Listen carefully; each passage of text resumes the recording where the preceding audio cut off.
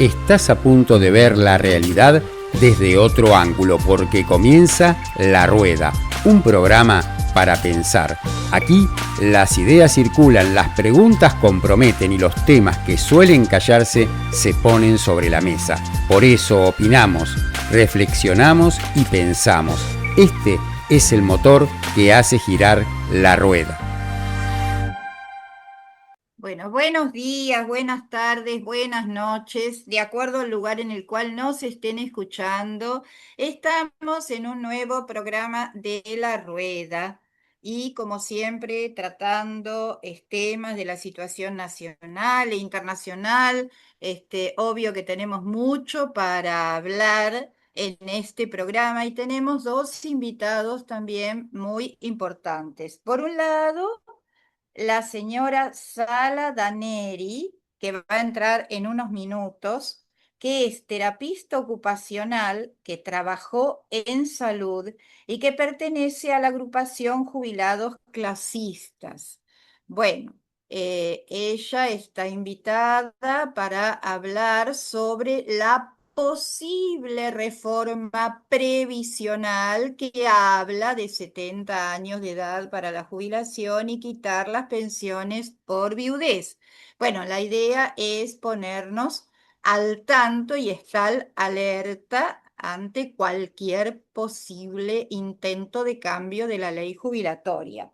Y por otro lado, nos va a acompañar un poquito más tarde el profesor de Historia de la UBA, Alan Chokler, que es nuestro invitado especial para analizar todas las situaciones a nivel internacional con respecto a guerras, especialista también en este tema, para desarrollar y analizar la situación que se desató hace 7 días, el sábado 28 de febrero, con los ataques de Estados Unidos e Israel a Irán, específicamente a su capital, Teherán. ¿Eh? Estamos en este momento en medio de una guerra, una nueva guerra. Pero nos gustaría escuchar a Claudio Maraviglia, economista, profesor jubilado de la UBA, porque él también pertenece a una agrupación de jubilados, para que nos comente un poquito de esto que se está hablando de una posible reforma previsional. Ya tenemos aprobada la reforma laboral y la baja de la edad de inimputabilidad de los menores a 14 años de edad. Así que bueno, Claudio, si nos querés comentar un poquito cómo está la situación.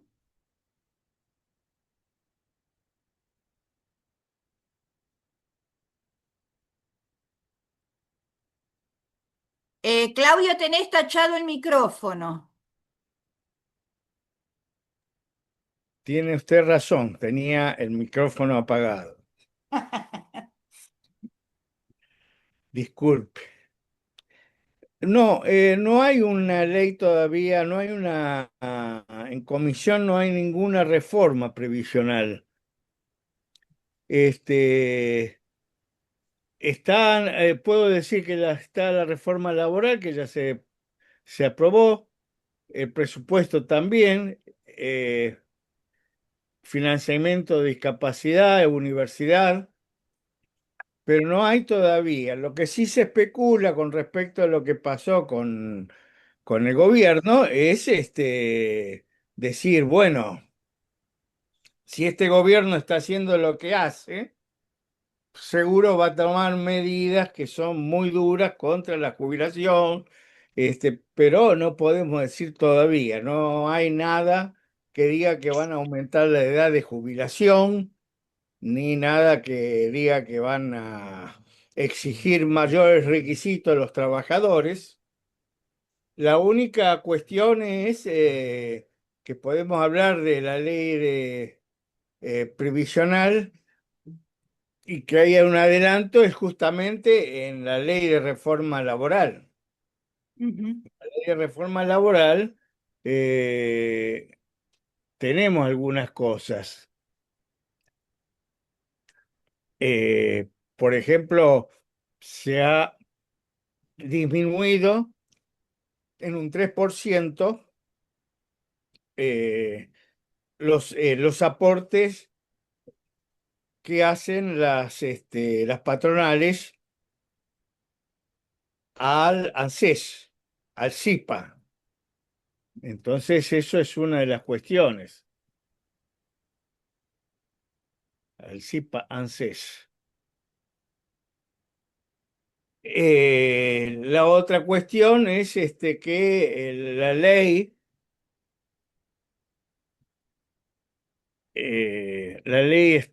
aquí tengo en mi computadora,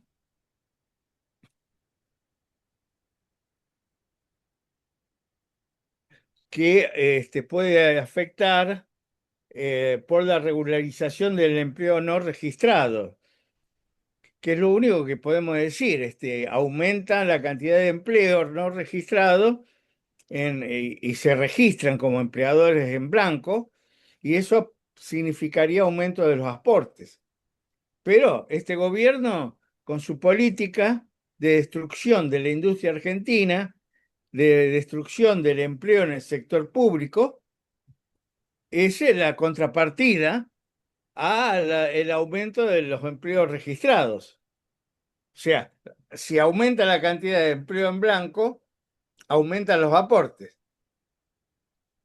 Las decisiones de que aumente la cantidad de empleo en blanco parten de las pequeñas empresas y de los sectores que están en negro.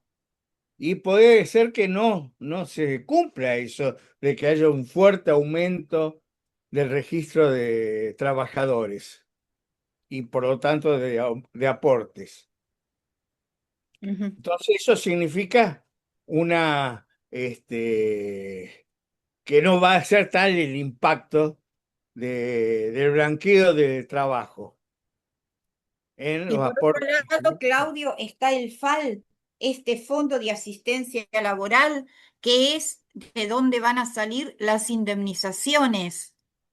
Sí, eso es una quita del 3% de los aportes patronales a la ANSES, al SIP, al Sistema Integral de Pensiones.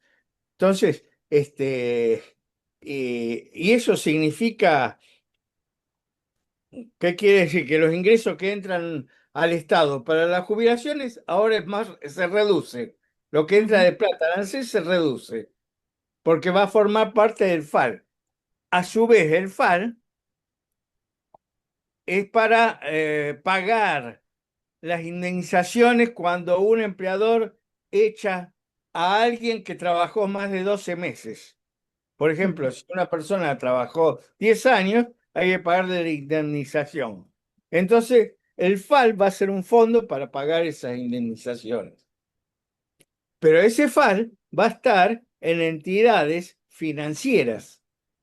ujú. El mercado de valores de la Argentina va a decidir qué entidades financieras van a manejar ese FAL.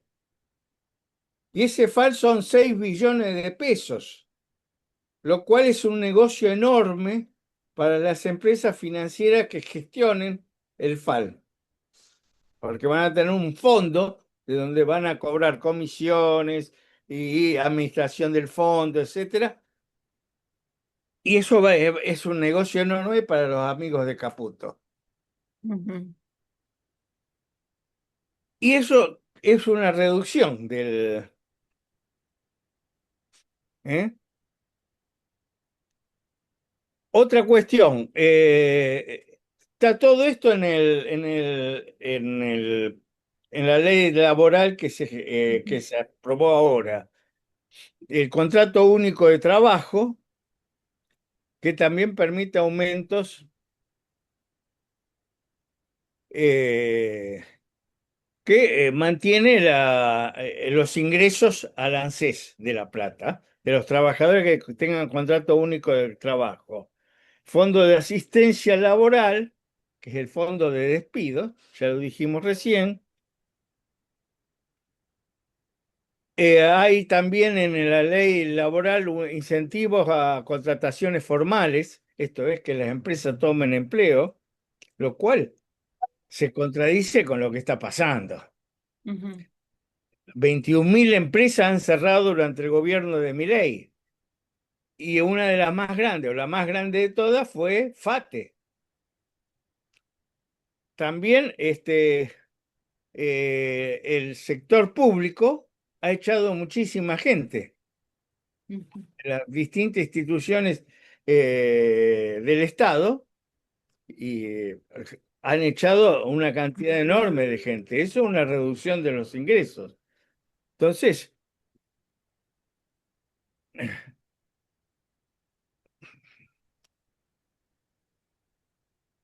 eh, no hay más datos sobre lo que va a significar la ley que vamos en el futuro a tener, pero las señales son de que es negativo.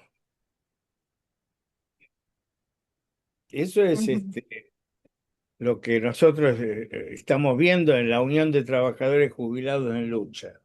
ujú. No esperamos nada de este gobierno, no esperamos nada de los senadores y diputados del Congreso, ni tampoco esperamos nada de los partidos mayoritarios, sobre todo que el peronismo que dirige, los peronistas que dirigen la CGT, justamente están impidiendo y facilitando al gobierno la aplicación de sus leyes.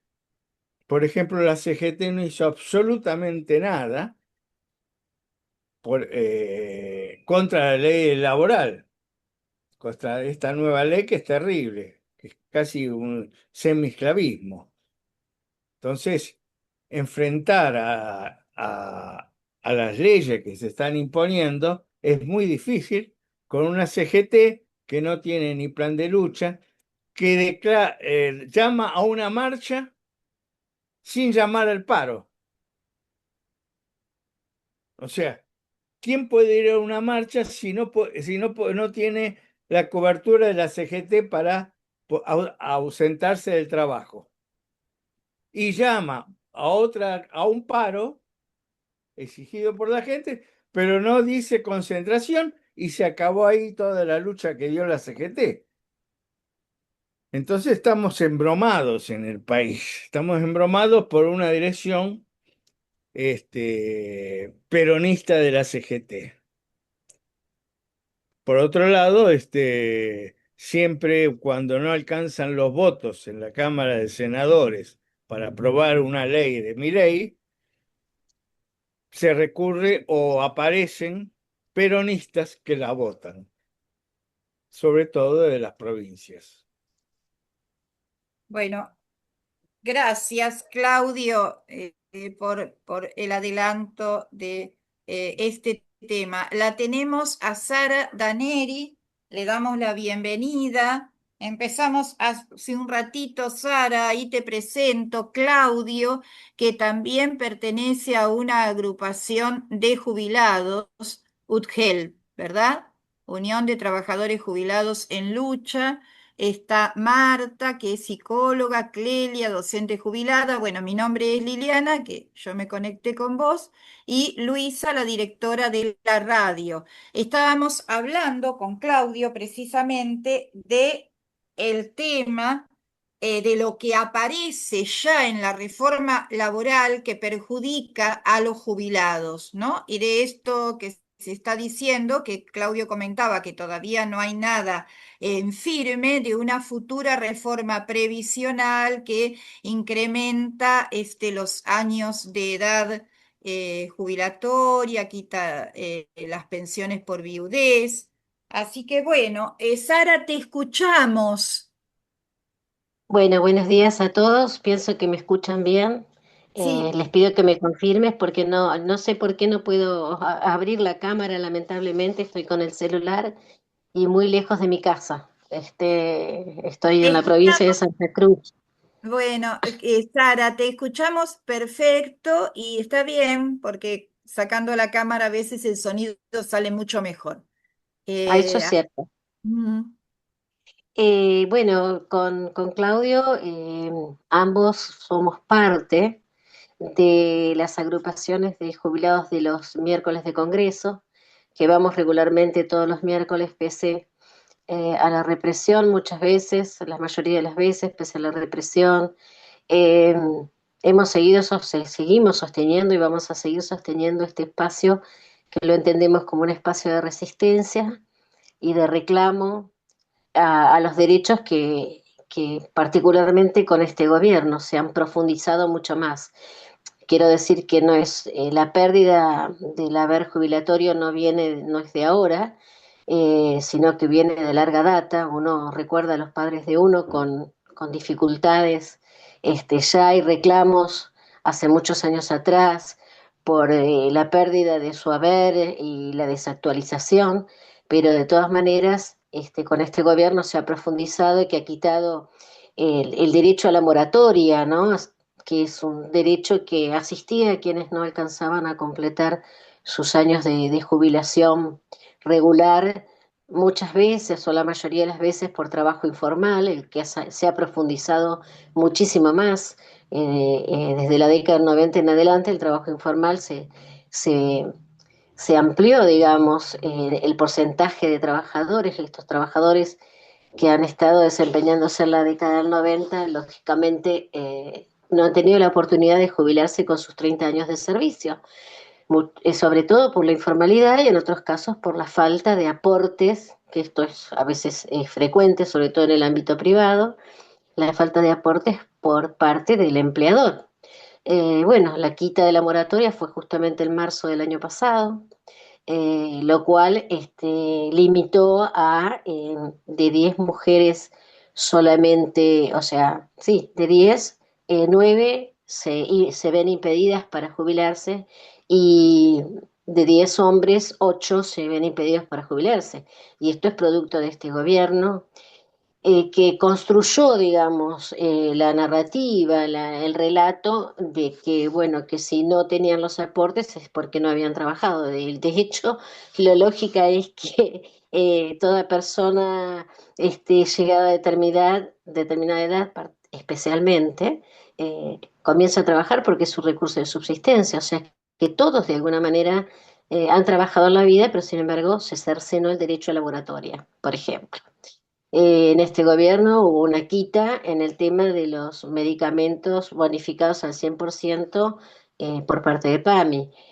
Todas estas pérdidas graduales ahora se rematan con, por un lado, con este famoso fondo de asistencia laboral, que quita el 3% de aporte de cada trabajador a la caja del ANSES, que cada vez está más desfinanciada, porque el fondo de garantía lo único que tiene adentro son papelitos de colores, que siempre fue pensado el fondo como la reserva ante situaciones de crisis y de dificultades de pago a los jubilados. Y bueno, ese fondo cada vez se ha ido consumiendo más o destinándolo para otros fines, que no precisamente para la asistencia de quienes estamos jubilados, y ese 3% que va a ir para financiar los despidos a los trabajadores, que lo aportan los trabajadores, o sea que los trabajadores pagan su propio despido,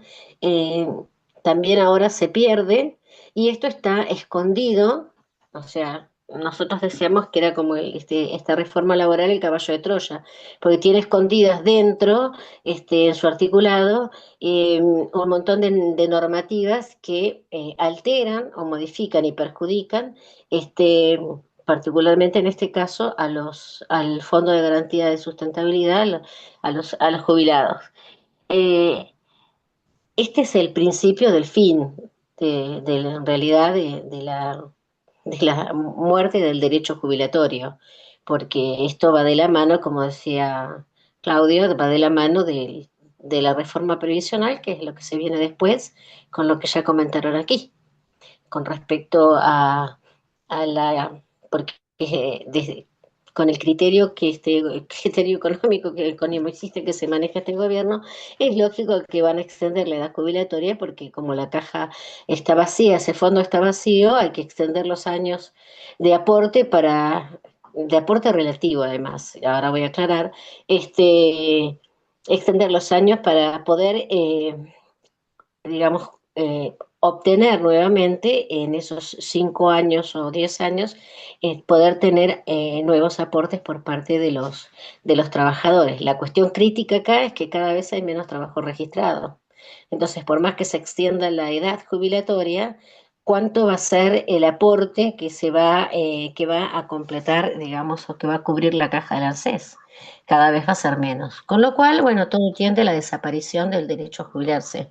O sea, todo va hacia ese lado y va a ir hacia un fondo de retiro. Excepto que, bueno, que logremos no solamente mover y movilizar al sector al cual pertenecemos, sino sobre todo a la clase trabajadora, que es la que puede golpear, digamos,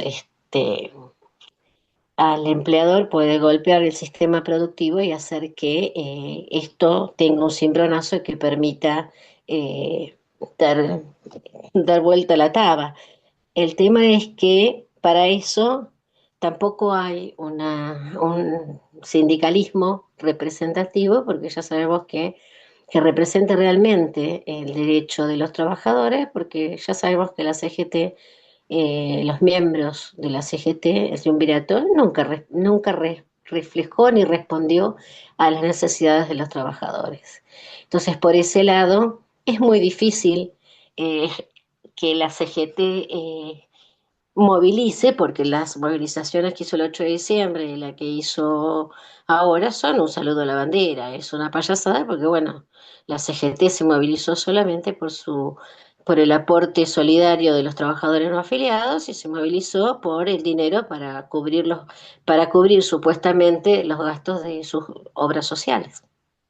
Entonces, una vez que tienen acordado y pactado esto, ya la entrega del sector de trabajadores ha sido absoluta porque no han defendido nada.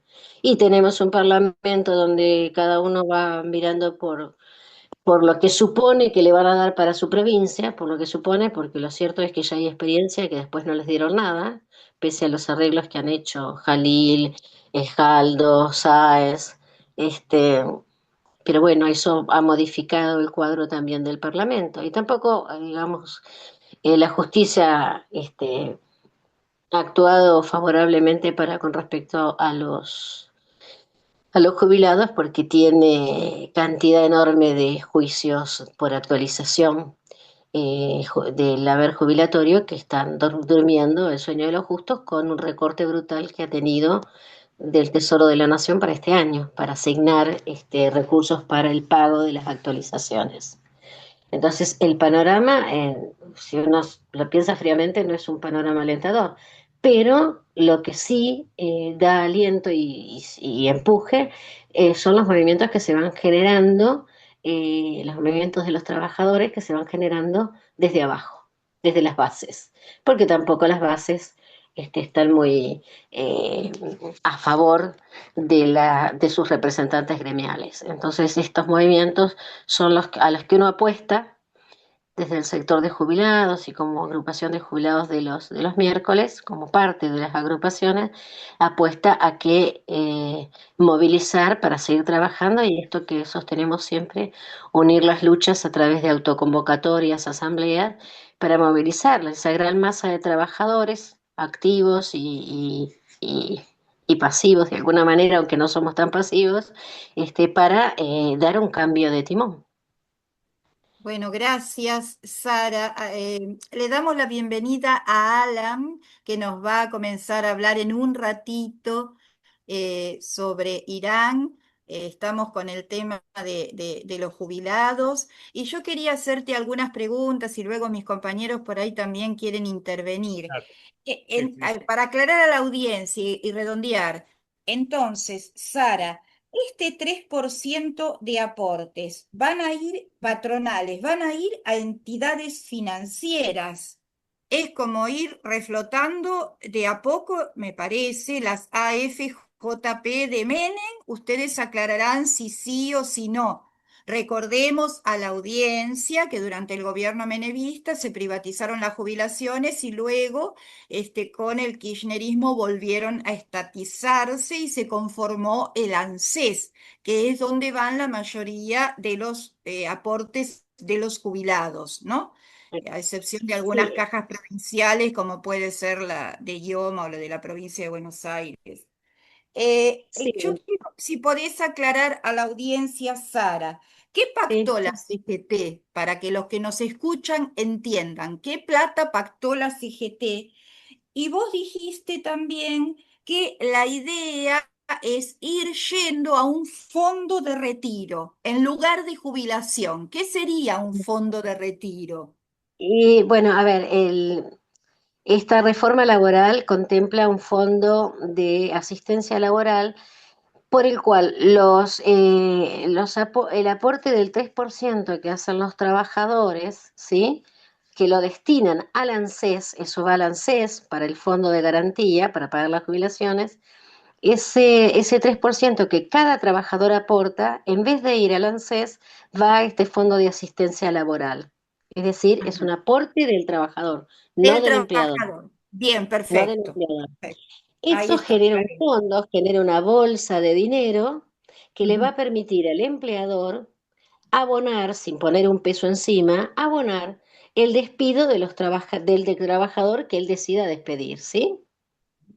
Entonces, quita ingreso al ANSES para armar esta gran bolsa de dinero que obviamente va a ser administrada por manos privadas Mm. y ya sabemos lo que pasa con estos fondos cuando son administrados por manos privadas, porque ya lo hemos vivido en la década del 90 con las famosas AFJP. Las AFJP fue la jubilación privada que se ofreció, que resultó ser una gran estafa donde jubilados y pensionados a través de las AFJP finalmente tuvieron que hacer un juicio que les ha durado 10, 15 años para poder mejorar esa jubilación o esa pensión que era de 300 pesos o 500 pesos hace 5 o 6 años atrás para poder pasar a la caja del ANSES para salir de esa situación paupérrima porque era muy inferior a la mínima jubilatoria que paga el ANSES y poder pasar de AFJP residual, poder pasar al ANSES, a la Caja Nacional, tuvieron que hacer un juicio que duró 10, 15 años y para cobrar la mínima, cuando en realidad las administradoras de las FJP se llevaron el dinero en bolsa. Entonces, este fondo de retiro que va a ser en realidad para despido financiado por los jubilados, para pagar los despidos de los trabajadores, va a seguir el mismo camino, no va a tener otro camino. Es un hermoso fondo que se va a engrosar y que en realidad va a servir para la especulación financiera, que es lo que venimos viendo desde que se profundiza con este gobierno. Este gobierno, la especulación financiera va de la mano con este gobierno. Uno de los argumentos es que, digamos, si la economía ha crecido ha sido por el sector financiero, o sea, es puramente especulativo. Entonces, sin moratoria, Mm. con menos aportes por la cantidad de despidos que hay, ¿sí?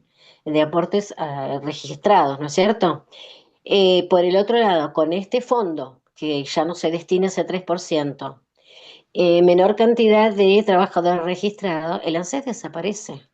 Y lo que se va a ofrecer son los fondos de retiro. O sea, bueno, usted ponga tanto dinero por mes y después lo va a poder sacar, como hoy en día es en Chile o en tantos otros lugares, en Estados Unidos y demás.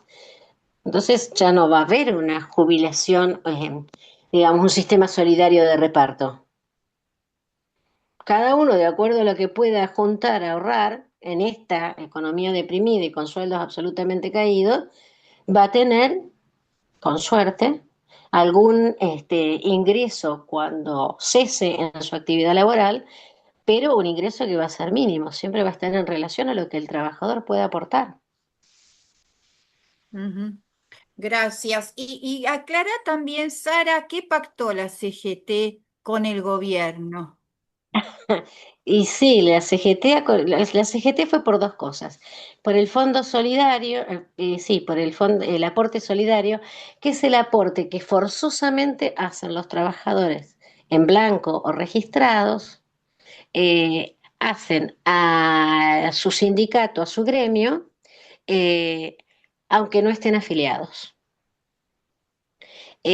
Porque en su momento había una propuesta de una reforma de la ley sindical, donde se pretendía sacar y acordó con el gobierno que este fondo iba a quedar. Este aporte solidario, así se llama, porque es un aporte de un porcentaje que cada trabajador, afiliado o no a su sindicato, tiene que aportar. Eso es una gran caja de dinero. Y la otra gran caja de dinero, ya lo sabemos, son las obras sociales sindicales. Entonces se acordó la ayuda económica por parte del gobierno, porque siempre el gobierno ha contribuido a las cajas, perdón, no a las cajas, a las obras sociales sindicales, que dicho sea de paso están todas quebradas, Y tantas están con serios quebradas. problemas económicos. Ujú. Estos son Este, los dos acuerdos, pues son las dos cajas más grandes que maneja el sindicalismo argentino. Y las preservó. ¿A costa de qué? De entregar a los trabajadores. Entregarlos en el término de una reforma que va en contra de cualquier derecho laboral. bueno, muchas gracias, Sara. Aclaramos porque todas estas cosas se desconocen y luego vienen las consecuencias. A ver si mis compañeros quieren Y, preguntar o intervenir, así después le damos la palabra a Alan, que estamos acá ansiosos para ver qué análisis nos hace de esta última, sí, de esta sugerencia. no, con Sara, evidentemente estamos en las agrupaciones de jubilados. Y es muy interesante lo que está planteando. Justamente todo esto es una cosa que va en contra de los trabajadores. Pero como Sara dice, hay una lucha desde abajo. No solamente estamos autoconvocados, sino que Sara, la agrupación de Sara y los partidos políticos de izquierda participamos en en un organismo, Sara lo conoce, que es el Ujú. sindicalismo combativo. Y ese sindicalismo combativo se está constituyendo en un polo que tiene un enfrentamiento feroz contra el gobierno y que está en todas las luchas. Justamente el Sindicato Único de Trabajadores del Neumáticos, el SUTNA, forma parte de esa agrupación de sindicalismo combativo. Y justamente ese sindicalismo combativo es la herramienta más poderosa que en este momento existe para luchar contra el gobierno y para también sacar a la burocracia infame, traidora, que está en la CGT y en los sindicatos pro gobierno, en los sindicatos vendidos, como son justamente los metalúrgicos, que se Ujú. negaron la última vez que hubo que fueron los de SUNA, los de trabajadores de FATE, al Congreso, el sindicato metalúrgico, los aceiteros y otros sindicatos que formaron una fuerza burocrática para ver si pueden disputar los beneficios de de los dirigentes de la CGT. Ellos no fueron a apoyar ni estuvieron junto con los trabajadores de FATE. Es terrible. Y el único que estuvo es el plenario del sindicalismo combativo. Por eso tenemos que fortalecerlo, luchar. Y los jubilados sabemos que nuestra propia fuerza como jubilados no sirve, pero sí Claro, vamos no a es suficiente. siempre luchando y sí vamos a estar unidos y luchando con los que sí luchan, que es el sindicalismo combativo. Bueno, gracias, Claudio. A ver si Clelia me Sí, yo quiero parece hacer una Luisa. pregunta. A ver, Clelia. Por favor, querría, Ah, Sara, y desde ya muchas gracias. Si nos podés aclarar un poquito el aumento periódico que tenemos los jubilados, porque no sé cómo se calcula ni cómo es eso. A mí personalmente cada vez me queda más corta la jubilación. Bueno, el aumento se calcula de acuerdo al IPC, al índice de precio al consumidor. Ahora, si y el índice de precio al consumidor se aplica, ¿sí? Mes por medio, porque pensemos que el índice de precio al consumidor se conoce alrededor de mediados de cada mes y la liquidación de las jubilaciones y de las pensiones se hace ya automáticamente, ni bien se paga, ya se hace la liquidación. O sea, en los primeros días de, por ejemplo, del mes de marzo, ya uno sabe cuánto es lo que va a cobrar en abril o tiene idea de lo que va a cobrar en abril. Entonces, como la liquidación se hace tan iniciado el mes, todavía no está calculado el índice de precio al consumidor, que viene a mediados de mes. Entonces, el aumento que uno va a recibir en el mes de abril, por ejemplo, no va a ser el de marzo, no va a ser el índice de precio al consumidor de marzo, va a ser el de febrero. ¿Se entiende? Con lo Sí. cual viene más retrasado aún, porque es mes por medio, con el agregado de que el índice de precio del consumidor, ya sabemos el escándalo que hubo hace poco con respecto, bueno, que terminó con la renuncia de La Baña, por la forma en que se calcule lo que se ha perdido. Ujú. Este es el punto. Entonces, la pérdida estaba calculada, eh, en este momento no me acuerdo el número, pero la cifra por cada jubilado era alrededor como de 7, 8 millones de pesos en el año pasado. Y además a eso hay que agregarle la gran inflación que nosotros tuvimos a fines cuando asumió este gobierno. Ujú. Ese fue el Entonces, golpe de gracia a las jubilaciones, Claro. porque claro, más o ahí fue menos donde... venían actualizándose más o menos, pero el golpe de gracia fue la gran devaluación de 120% de este gobierno. Exactamente, ahí fue el gran golpe. Y después, con el agregado que hemos tenido, que inflación hay. Querramos o no, inflación tenemos, porque los precios aumentan. Y no aumentan, en las jubilaciones no aumentan en relación en relación al costo de vida, ¿sí? Y además de eso hay que agregar que el bono miserable de 70.000 pesos, ¿sí? Está congelado hace 2 años. Ujú. Bueno, Bien. gracias, Sara. A Muchas ver, gracias. así podemos escucharlo a Alan también. No sé el tiempo de que él va a disponer. Vamos a preguntarle a Marta o a Luisa si quieren agregar algo, consultar algo. Agradecer por la lucha, Liliana. ¿Qué quieres que te diga? Porque yo, la Bueno, verdad que gracias. cuando Clelia dijo ese aumento, ¿qué aumento? ¿Dónde está el aumento? Por favor. Es No. 2,88 el aumento de este mes. Sí. Ah. Ujú. Yo me Está todo pregunto, congelado, congelado. Lo que se nos está congelando es el estómago del hambre que tenemos. Y No, sí, no, es basta. así, Luisa. Gracias por la lucha, chicos. Gracias, Marta, Luisa. sí, yo Marta. me pregunto si estos dirigentes no hacen nada y hacen las cosas en contra del trabajador, ¿por qué siguen estando? ¿Por qué no salen? ¿Por qué no los sacan? Yo no entiendo, si no funcionan, ¿por qué están? ¿No? ¿Qué pasa con los empleados que los siguen teniendo ellos? ¿No se puede hacer nada para sacarlos? Es una pregunta, no Y sé, uno no me quisiera dice que se nada. haga, pero bueno, uno quisiera, pero uno que ha tenido actividad Sí, gremial en la institución donde ha trabajado, también hay que reconocer que muchas veces las juntas internas, ¿sí?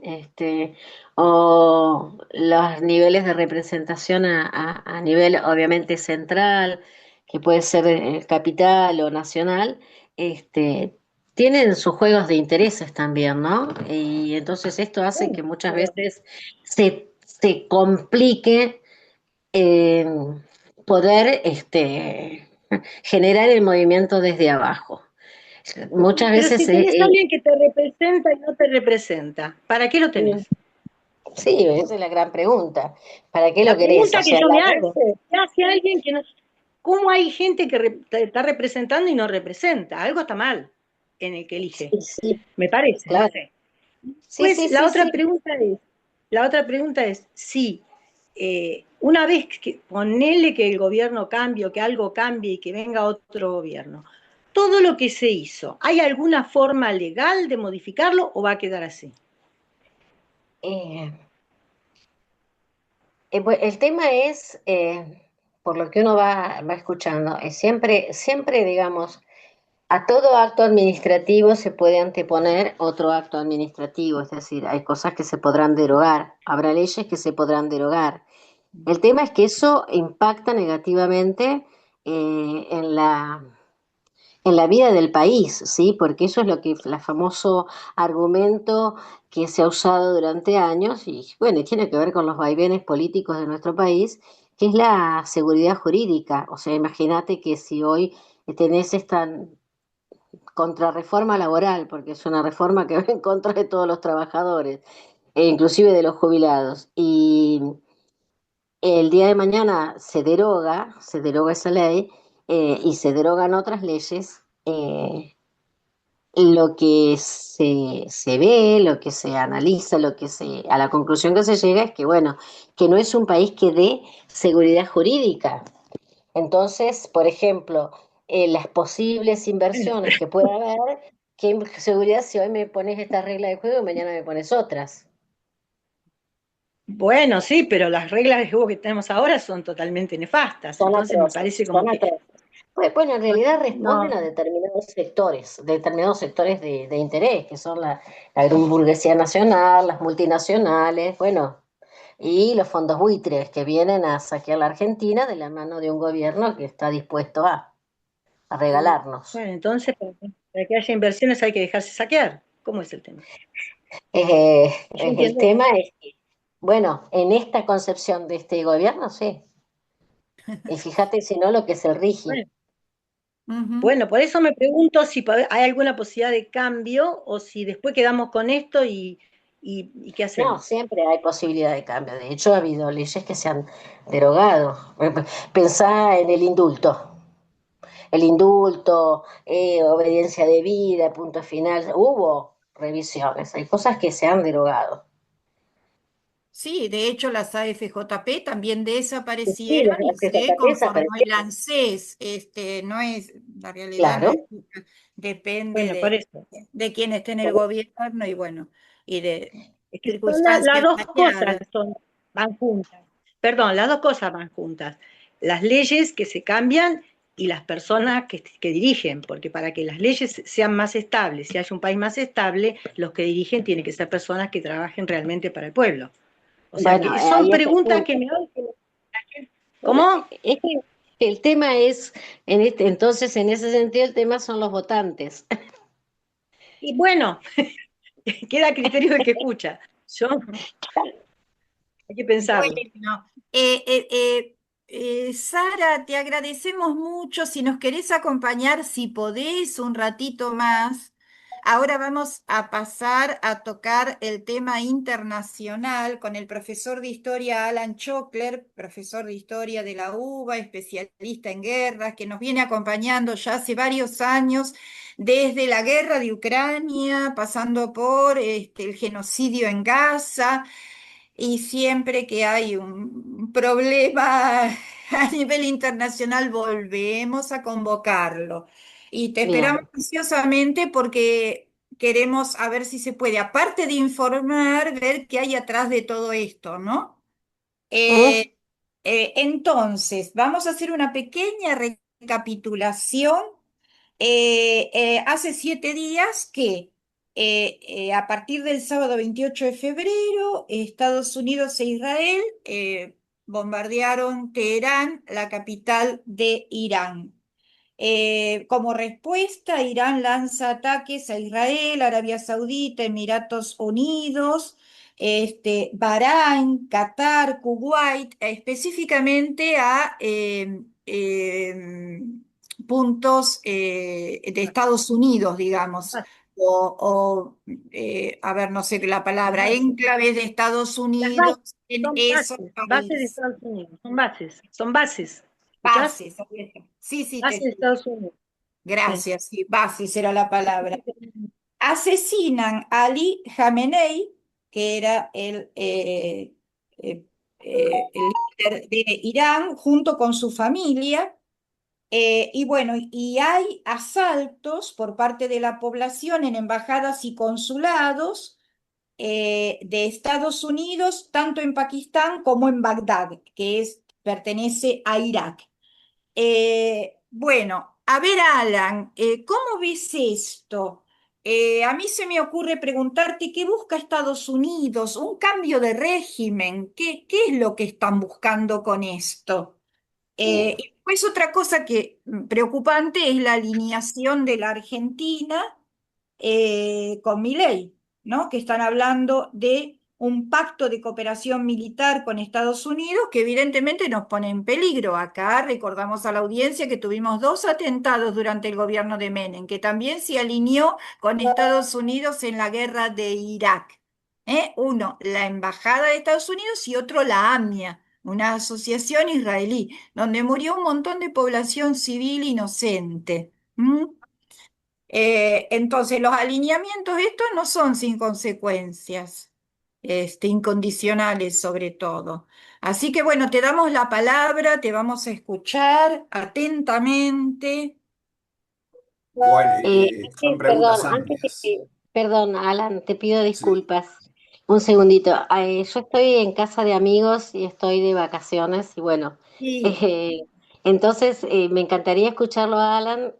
Ahí te escribí por privado, Liliana, por ahí después sí. de, si puedo acceder a la grabación, así por lo menos escucho el análisis que haga Alan. Pero bueno, también quisiera estar con mis amigos, así que les pido miles de disculpas. Pero bueno, voy a estar un rato con ellos, me voy a ir a tomar unos mates con los amigos. No, por favor, Eh, disfruta de tus vacaciones y siempre hacemos llegar las grabaciones. Y que la bueno, pasen muy muchísimas lindo y gracias. te agradecemos un montón. Chao, Bueno, Sara, muchísimas nos gracias a veremos. ustedes. Chao, Claudio, nos vemos en una semana. Bueno, muchísimas gracias, que estén muy bien. Un cariño grande, ¿eh? Primero, una pequeña corrección. A ver, ¿me escuchan? Sí, Sí, sí, sí. Ara, Perfecto, perfectamente. perfecto. Bueno, una pequeña corrección. El primer atentado que hubo en la época de Menem no fue contra la Embajada de Estados Unidos, fue contra la Embajada de Israel, que quedaba en Recoleta. Ay, perdón, sí, obviamente, se me cruzaron las palabras, No, ¿viste? no, darle a la Embajada de Estados Unidos hubiese sido una hecatombe Sí, internacional. perdón, ni me di No, está cuenta, bien. nadie se dio cuenta. Gracias por aclarar, sí, porque Está a veces bien. No, pasa. en ese atentado creo que, si mal no recuerdo, hubo 25 víctimas fatales entre personal de la embajada y ciudadanos que pasaban por la calle. Y lo de la AMIA, que fue pocos años después, en el 94. 98, 98 si no me equivoco. No, no, no, no, no, no, no. No, 98 no 92, fue. 92 entonces. A ver, 94. No, no, lo de la AMIA fue en 94. 94. Bien. Bueno, ahí ya hubo 85 víctimas fatales, no, un desastre en el 11. Y desde entonces nunca tuvimos claridad de lo que pasó, porque las causas eh, nunca tuvieron acceso a material, no se sabe cómo demonios entran explosivos al país, con quién se coordinaron, quién abrió la frontera, nunca se supo nada. La única versión oficial que se sostiene es la que en su momento Estados Unidos le conviene que se sostenga, independientemente si fue Irán o no, que puede haber sido, puede no haber sido.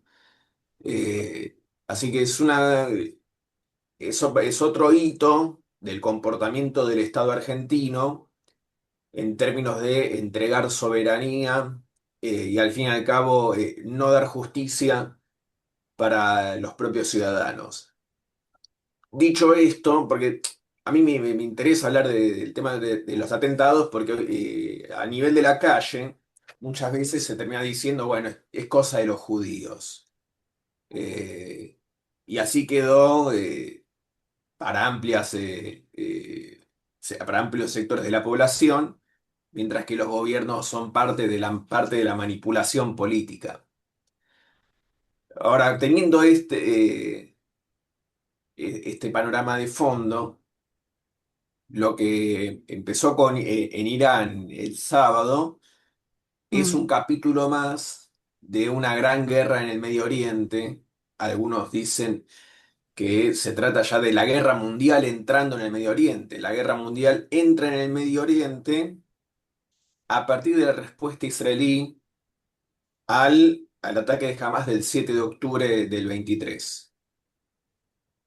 La respuesta israelí incendia la región, porque involucra no solamente la respuesta contra las organizaciones palestinas, sino que empieza a involucrar toda una serie de redes de milicias que se fueron referenciando políticamente en Irán y a su vez fueron organizadas militarmente por Irán, desplegadas en varios países.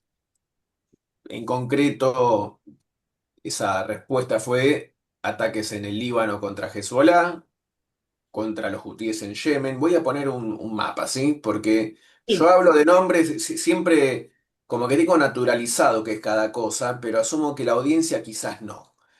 Entonces, si pueden habilitarme para compartir pantalla, a ver.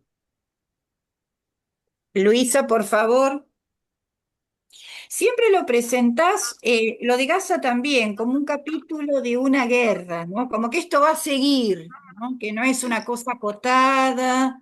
No, claro, me interesa, a ver, estas no, y conforme pasa el tiempo, para mí es cada vez más claro que esto es parte de una dinámica mucho más grande. Hay gente que de manera más eufemística, menos eufemística, le pone, bueno, que la Tercera Guerra Mundial ya está en curso. Yo, de mínima, a mí todos estos años me empiezan a recordar la década de los 30, porque hay que recordar que si bien la Segunda Guerra Mundial se le reconoce formalmente que su inicio fue con la invasión de Alemania a Polonia en el 39, en los años precedentes hay toda una serie de guerras llevadas adelante por todos los protagonistas de la Segunda Guerra Mundial, en la cual cada uno fue preparando las fichas en el terreno. Fueron la invasión de Hitler bueno, la anexión de Austria, la invasión a Checoslovaquia, la invasión de la Unión Soviética a los países bálticos, Finlandia. Fueron todas cosas que fueron pasando antes de que cada país entrara formalmente en lo que se reconoce como Segunda Guerra Mundial, pero que ya estaba la dinámica ahí desarrollándose, hasta que finalmente con todas las piezas en el tablero, con todos los bandos ya habiendo preparado su posición, la cosa explota. Y todos estos años me recuerdan poderosamente a eso. Mm. Entonces, la dinámica fundamental, ¿qué es lo que guía a Estados Unidos a tratar en tal región, con tal país de tal forma?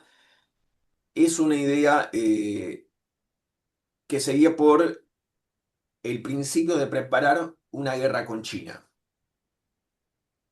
Porque a nivel de la economía mundial estamos en un momento transicional en el cual China reemplaza a Estados Unidos como la gran potencia económica, está rumbo a hacer eso, y Estados Unidos, incapaz de competir de manera puramente económica contra el ascenso chino, está dando golpes de tablero. Una política de, bueno, incendio el mundo antes de entregarlo. Y la idea justamente no es entregarlo. ¿Y qué importa el Medio Oriente de cara a una guerra con China? ¿Puedo compartir la pantalla ya? ¿Ya me dieron permiso? Luisa, ¿puede compartir la pantalla? Sí, Mm. Bien, bien, bien, bien, bien. A ver. Ahora tengo que encontrar el botón. ¿Qué pasó? Acá está el botón. Vamos a compartir. No, pantalla no. Vamos a compartir esta ventana. Bueno, acá con el amigo Google Maps. ¿Qué tiene que ver Irán, Medio Oriente, que es esta región, con preparar la guerra con China, que es este gigante que está acá, pero está bastante lejos? El control político de Medio Oriente tiene un peso determinante en el mercado mundial de energía, fundamentalmente petróleo y gas. Quien controla Medio Oriente puede influir en el precio. Y el precio del petróleo impacta en diferentes países de diferente manera. En una potencia industrial como es China, el precio de la energía determina en gran medida su competitividad. Entonces, ya hay un interés de base en el control político de Medio Oriente. Este es el mismo criterio que llevó a Bush hijo a lanzar campañas militares en Irak y en Afganistán. Dicho sea de paso, ambos países, como se puede ver acá, rodean a Irán. Estados Unidos, a través de las décadas, fue poniendo una cantidad de bases militares en Medio Oriente.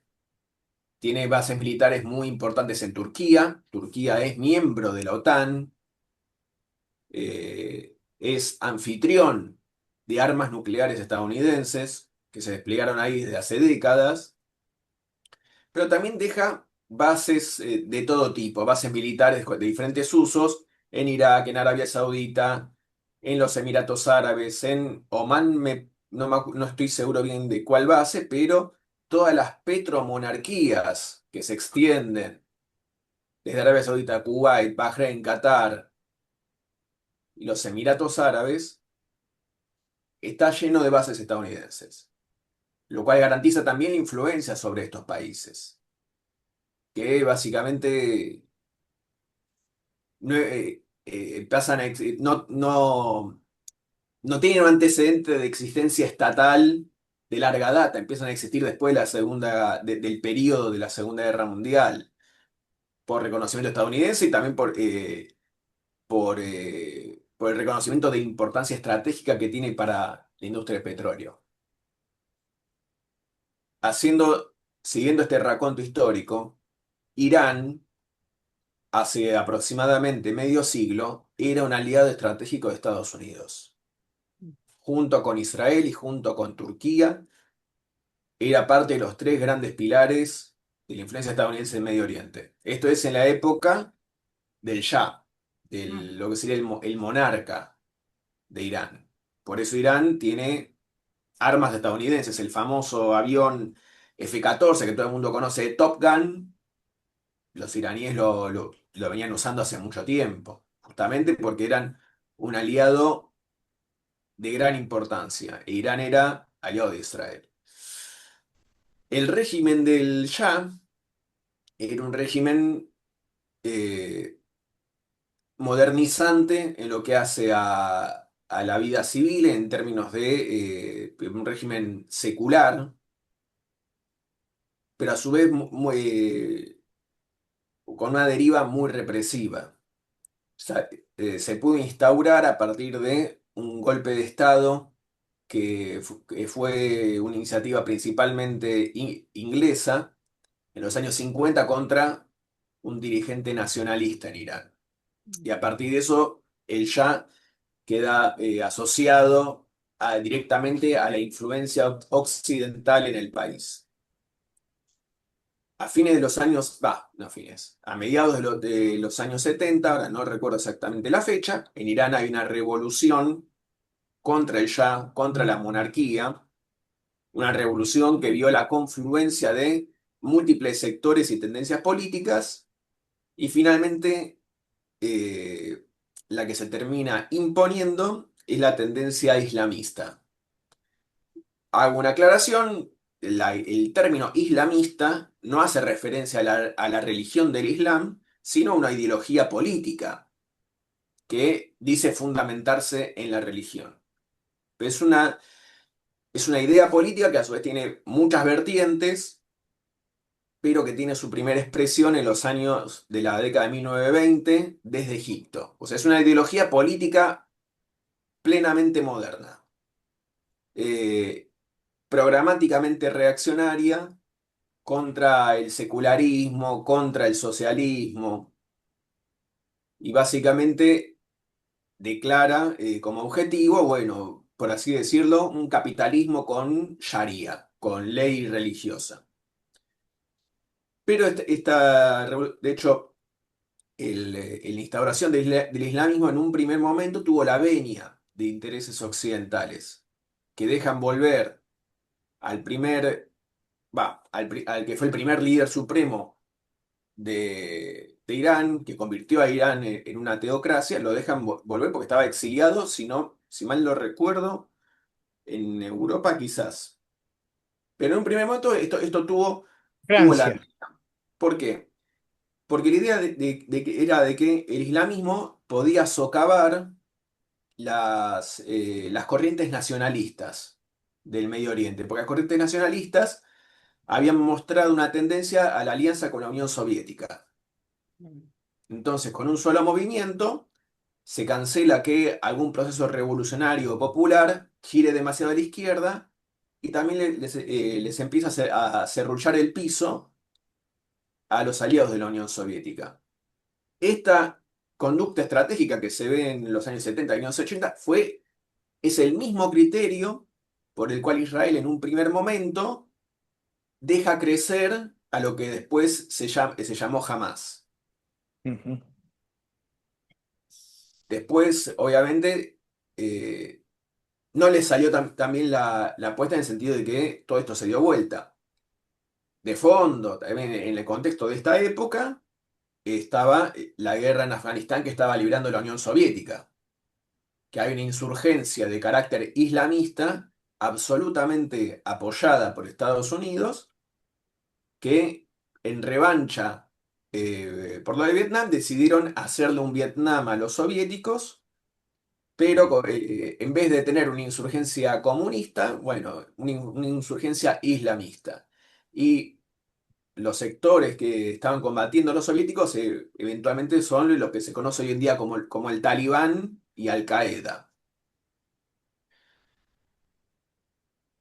Pero habiendo hecho este recorrido, es apenas una gota de todo el proceso, Irán, desde que se transforma en una república islámica, eh, adopta una política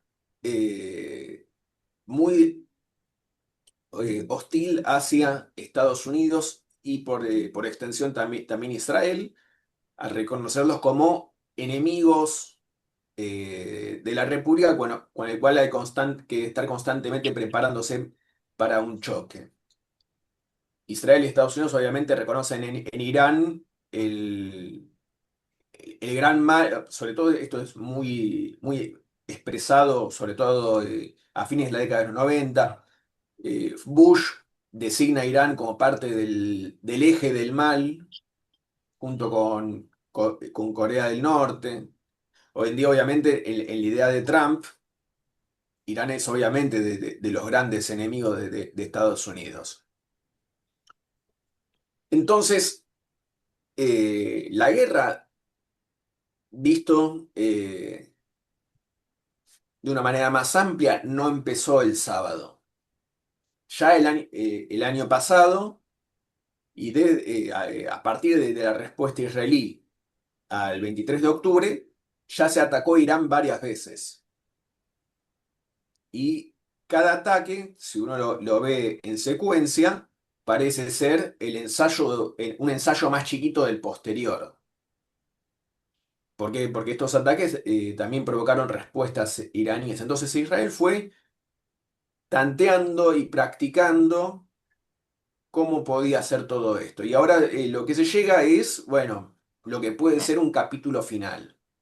Porque el objetivo estratégico de Estados Unidos e Israel con Irán es el cambio de régimen. A Estados Unidos le tienta mucho, hay un senador republicano, decía hace unos días en las noticias, no me acuerdo si era por Fox News, ojalá lo hubiese preparado, pero bueno, hoy tuvimos una mañana medio ajetreada, que él dice, sería fantástico que nosotros tengamos la capacidad que hoy en día tiene Irán de poder frenar el flujo de petróleo que sale de la región y poder usar esa capacidad contra China y armarle a China un bloqueo político y naval para que le llegue petróleo. El tipo estaba encantado con esto. O sea, todo esto ya es una cosa muy independiente de cualquier acusación más real, más manipulada sobre Irán y las bombas nucleares. Es completamente independiente. Y ella, de manera explícita, en una preparación para un capítulo que vendrá a futuro. Pero bueno, ya hubo varios choques con Irán, hubo varios intercambios de misiles. El año pasado hubo una secuencia de 12 días en la cual Irán tiene un cierto desgaste militar en el balance y entra a este año habiéndose realizado en Irán, sobre todo a partir de diciembre, un proceso de protestas y levantamientos populares contra el régimen político. Yo creo que incluso había dicho el año pasado en una entrevista que me hicieron ustedes, si la memoria no me falla, yo dije que el desenlace de la guerra de los 12 días, las consecuencias políticas se iban a verificar a posteriori si se daba un debilitamiento del régimen. ¿Cómo se puede verificar ese debilitamiento político? Bueno, porque estas han tenido protestas muy desafiantes y nunca hubo protestas de esa escala, de la escala que hubo en diciembre contra el gobierno. ¿Cuál fue la respuesta del régimen en ese momento? Bueno, pasar a estos levantamientos y protestas, pasarlos por sangre y fuego. Se reconoce oficialmente por las autoridades iraníes que mataron alrededor de 3.000 en las represiones que hubo.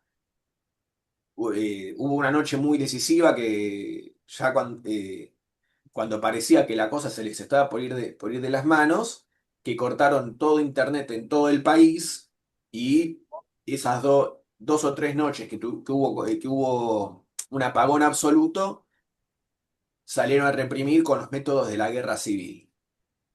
Y eso fue con el despliegue de la Guardia Revolucionaria en Irán. La Guardia Revolucionaria es una especie de ejército paralelo al ejército histórico de Irán.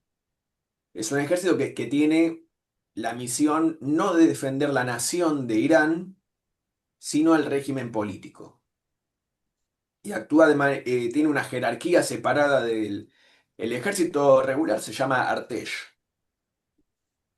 Tiene una jerarquía separada, tiene un presupuesto separado, etcétera. Es literalmente un segundo ejército, más ideológicamente comprometido. Entonces, por lo menos 3.000 muertos, mucha oposición iraní, que está obviamente muy confabulada con Estados Unidos y con Israel, pone la cantidad mucho más arriba, en 40 o 50.000, no sé. Yo no eh, guardo un sano escepticismo con esto, pero el punto es que ha sido mucho, ha sido mucho. Las protestas habían sido desencadenadas por dos factores. Primero, por el debilitamiento político-militar por la guerra de los 12 días con Israel y que Estados Unidos se suma en el último día. Y segundo, porque Estados Unidos tomó medidas económicas que desataron una crisis inflacionaria en Irán. Eso puede sonar familiar. Y de hecho, yo me acuerdo, que dije que una vez que se da el cesar el fuego, que Estados Unidos iba a ajustar del torniquete económico para que pasaran estas cosas. Entonces, ¿qué pudieron verificar Israel y Estados Unidos? Que hay toda una base social dispuesta a movilizarse y enfrentarse con el gobierno. O sea, ven debilidad. ven potencial, por más que este proceso de protestas estuvo, no estuvo coordinado militarmente con Estados Unidos. No, Trump decía, la ayuda va en camino, etcétera, etcétera, pero le tomó varios meses juntar la cantidad de cosas que juntaron alrededor de Irán. Ahora no, para decirlo en términos simples, Estados Unidos reunió alrededor de Irán y en distancia de ataque, incluso desde Europa, una cantidad de aviones, barcos, submarinos, etcétera, que solo es inferior a lo que se usó para la invasión y la ocupación de Irak en 2003. Es un despliegue muy grande de alrededor de un tercio o la mitad de las fuerzas aeronavales estadounidenses que existen hoy en día.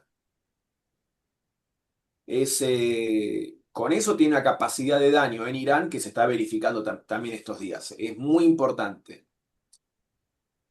La respuesta iraní a esta operación, que por el momento no incluye ni va a incluir una invasión terrestre, porque simplemente no juntaron unidades del ejército, simplemente una guerra aérea y naval con misiles y bombas. Eh, la respuesta de Irán es jugar también a fondo. Estados Unidos e Israel van por todo en términos de no tumbar al gobierno de Irán durante esta operación, porque esto es imposible hacerlo con un bombardeo. Si uno quiere tumbar un gobierno militarmente, tiene que ocupar el país. Porque el país se lo puede reducir a escombros a fuerza de bombas, pero un gobierno puede seguir en pie. Y probablemente, no probablemente, yo creo que lo más probable es que el gobierno iraní, por lo menos formalmente, siga en pie después de esto. Lo que Trump y Netanyahu explicaron como sus objetivos de guerra definidos, explícitos, etcétera, es preparar las condiciones para un cambio de régimen, que lo harán, que lo motorizará la oposición iraní. O sea, están buscando un debilitamiento y una disfuncionalidad en la capacidad de reprimir un futuro levantamiento. Entonces, la operación que inician de manera conjunta es enorme. Es mucho más grande en escala e intensidad que lo que hizo Israel en la guerra de los 12 días.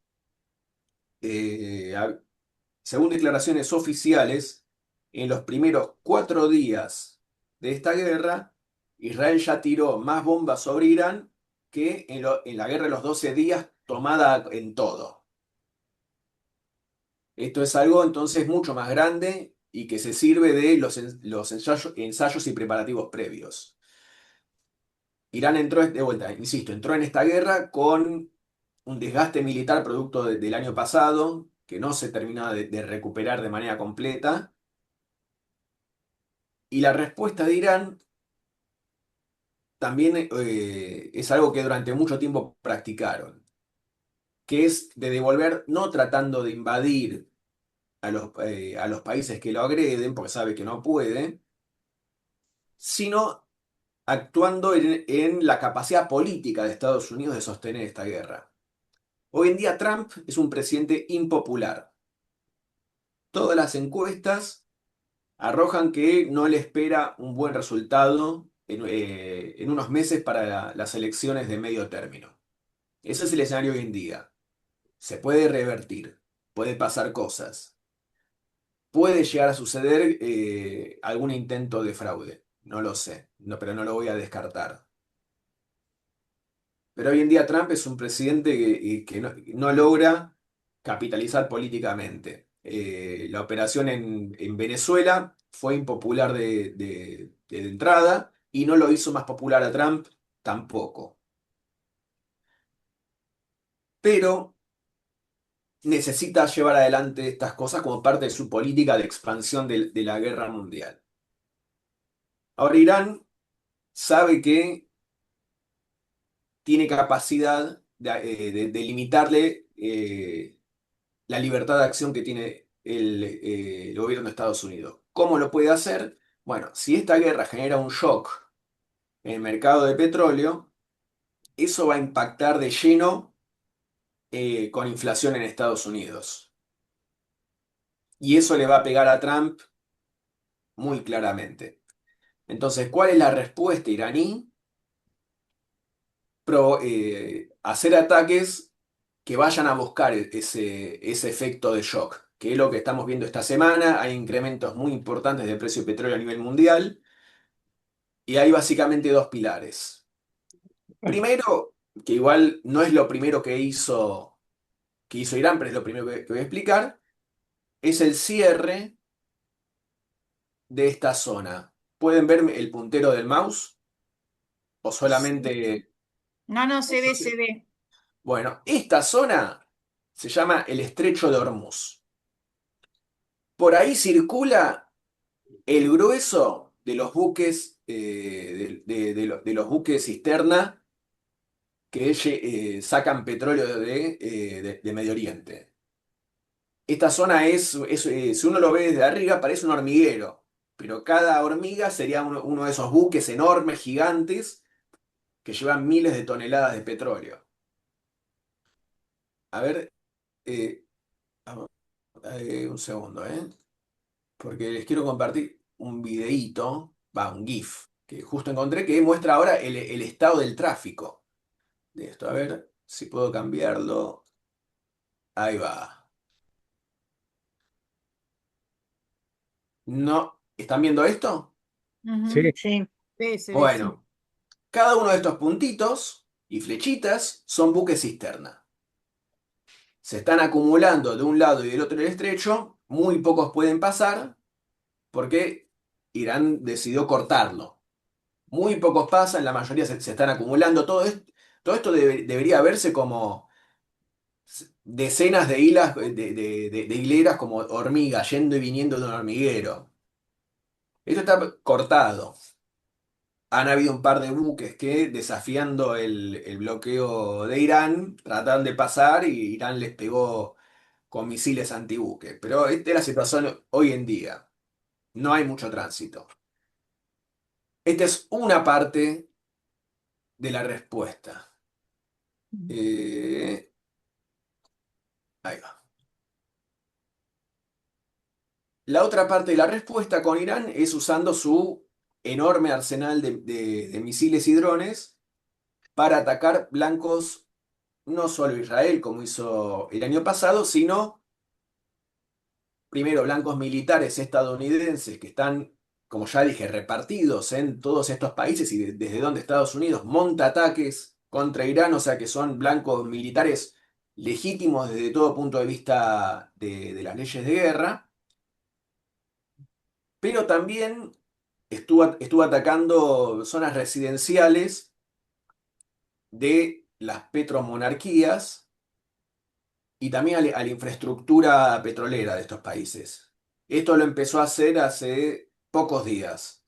Empezar a apuntarle a plantas de procesamiento de petróleo, etcétera.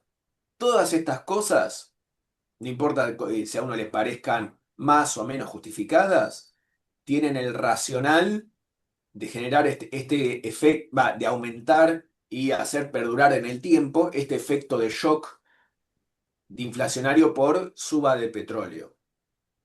Porque Irán está especulando y me parece correctamente, o sea que no de que esté bien o mal, sino simplemente de que efectivamente va a ser así, de que eso pega directamente en la base de sustentación política de Trump. Entonces, Israel y Estados Unidos tienen un interés en lograr sus objetivos lo más rápido posible, e Irán tiene la estrategia de estirar lo más posible esta guerra. Cuanto más la estire, más se va a prolongar el efecto que describí y que es lo que efectivamente puede llegar a forzar a Estados Unidos a tener que negociar un cese al fuego sin conseguir sus objetivos, lo cual es, en otras palabras, una derrota.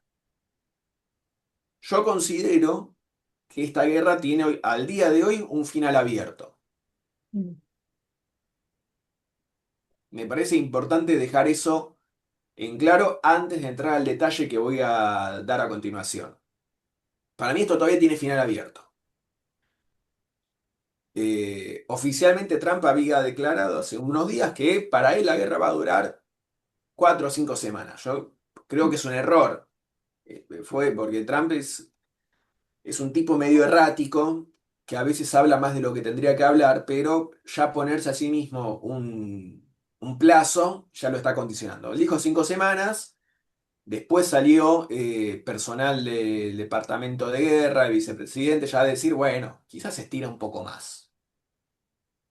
Pero de vuelta, acá Irán puede ganar estirando la guerra, Israel y Estados Unidos pueden ganar acortándola lo más posible.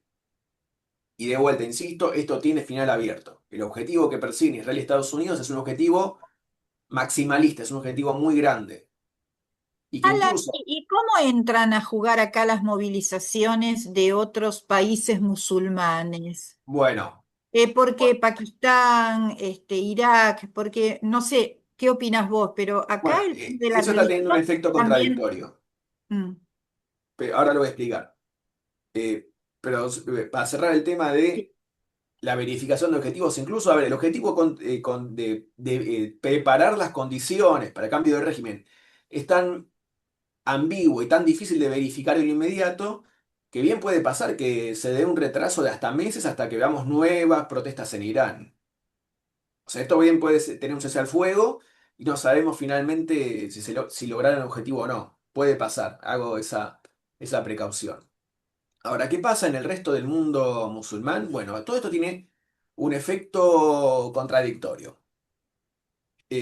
China declaró el apoyo por Irán y yo estimo que le está dando está colaborando militarmente con Irán por ciertas cosas que han pasado que estoy casi seguro que los chinos están compartiendo inteligencia satelital con los iraníes. Si no me equivoco, Pakistán también se declara a favor de Irán, pero el impacto es contrario, es el contrario de esto en el mundo árabe. Porque vuelta, Irán estuvo atacando desde Kuwait hasta Emiratos Árabes, no solo bases estadounidenses, también estuvo atacando zonas residenciales y la propia industria de estos países. Eh, hay un organismo, que ahora no recuerdo el nombre, que representa políticamente a las monarquías del Golfo, que salió a condenar a Irán. Y diversos países de esta zona también dicen que van a responder militarmente. No solamente porque están ellos interceptando misiles que vienen desde Irán o drones, sino dicen que van a tomar represalias militares. Si eso se materializa, es una cuestión sin precedentes, porque sería exactamente la primera vez que durante una guerra países árabes están en el mismo bando que Israel, ambos como partes que toman acciones militares. Yo les voy a recordar que en la guerra del Golfo, en el 90, Irak estaba tirando misiles contra Israel. Israel quería reaccionar militarmente contra Irak y Estados Unidos se lo prohibió, porque sabía que si Israel respondía militarmente contra Irak, todos los aliados árabes de Estados Unidos lo iban a abandonar a Estados Unidos. Se iba a desarmar la coalición. Bueno, esto hoy en día se ve que cambió mucho la situación. Ya estamos hablando, ya es parte de un giro más grande en las relaciones árabe-israelíes, pero no importa. Ayer y anteayer hay versiones de que Irán habría lanzado misiles contra Turquía, misiles balísticos contra Turquía que fueron interceptados antes de llegar al territorio turco. Entonces Turquía llamó al embajador iraní para protestar. Y puntualmente en el día de ayer, Irán también comenzó a atacar a Azerbaiyán. Azerbaiyán es una ex parte de la Unión Soviética y es un país que tiene como sus principales aliados políticos a Turquía y a Israel. Israel tiene mucho peso en el proceso de modernización de las Fuerzas Armadas azeríes. Eh, y Azerbaiyán forjó lazos muy importantes con Israel, al punto de que es el único país musulmán que enseña o adhiere a la línea histórica israelí sobre el Holocausto. No digo, no por ponerla en cuestionamiento de por sí, pero parece que hay una alianza muy, muy estrecha entre Israel y Azerbaiyán. Y desde Azerbaiyán, Israel montó varias operaciones contra Irán. O sea que, vuelta, es legítimo que Irán ataque objetivos en Azerbaiyán. Desde el punto de vista de la legalidad internacional, de la ley de la guerra, es legítimo. Pero con todo esto, ¿qué estamos viendo? Que Irán se está enemistando con una gran cantidad de los países de la región y está formando un frente unido anti-iraní. Eso como novedades políticas de relevancia. También, ¿qué pasó estos días? Bueno, que desde el Líbano, Hezbollah, que de vuelta es un grupo que se referencia políticamente en Irán, también dio por terminado el cese al fuego. Hezbollah hace 2 años fue derrotado por Israel en la guerra, los dejaron básicamente fuera de combate.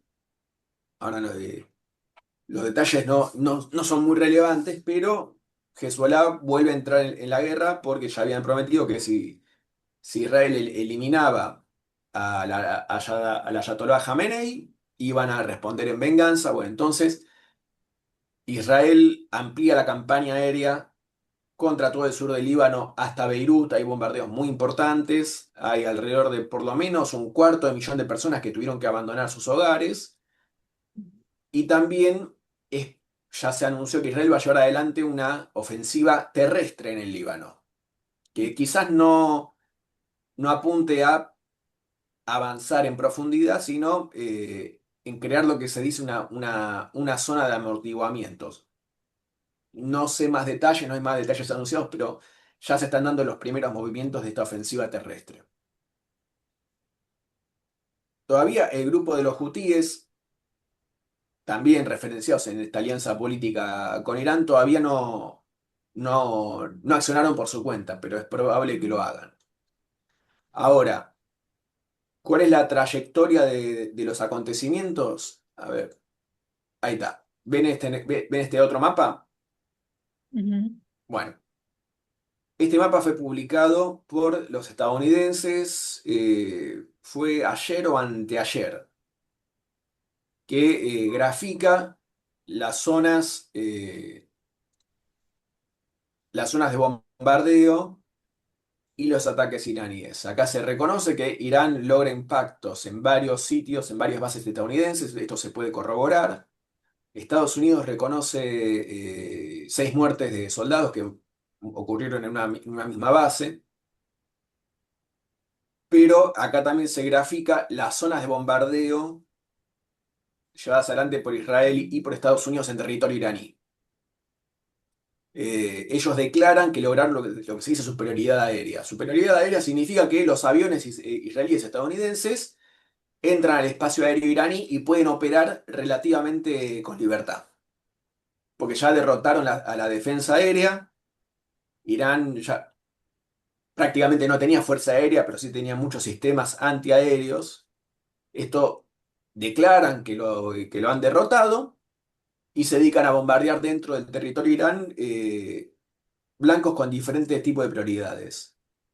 Priorizaron, por ejemplo, lanzaderas de misiles, arsenales de misiles, cosas que recorten la cantidad de misiles que Irán puede tirar en respuesta. Y Estados Unidos también sumó como blanco a toda la armada iraní, porque quieren desarmar el bloqueo que hay en el estrecho de Hormuz lo antes posible.